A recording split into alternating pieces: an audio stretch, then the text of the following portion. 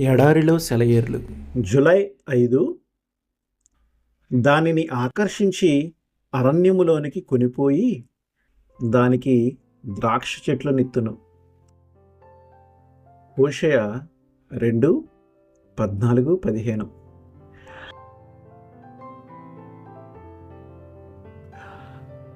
ద్రాక్ష తోటలు అరణ్యంలో విస్తరించటం వింత కదూ.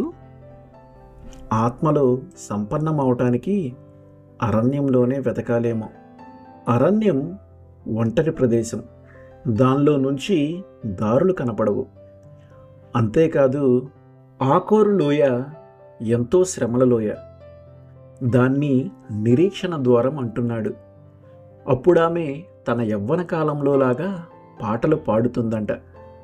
అవును, అరణ్యపు అనుభవం మనకెంత అవసరమో దేవునికి తెలుసు. కలకాలం నిలిచి ఉండేదాన్ని ఎక్కడ ఎలా అనుగ్రహించాలో ఆయనకు తెలుసు.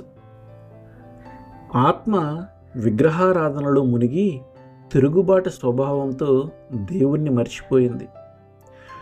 స్వార్థాపేక్షలతో నా విటులను కలుసుకోవడానికి నేను వెళ్తున్నాను అంటున్నది. కానీ వాళ్ళు దానికి అందలేదు.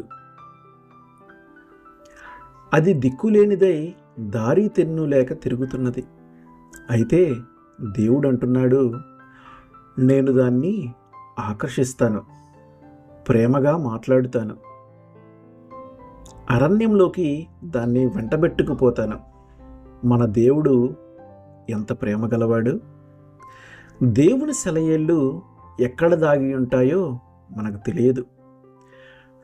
ఒక గండశిల కనిపిస్తున్నది, గొప్ప నీటి బుగ్గకి అది జన్మస్థావరమని మనం పసిగట్టలేం. గరకుగా ఉండే ప్రాంతాలు చూస్తాం, అక్కడ జలఓట ఉన్నదని మనకు తెలియదు. దేవుడు కఠినమైన ప్రదేశాల్లోకి మనల్ని తీసుకువెళ్తాడు.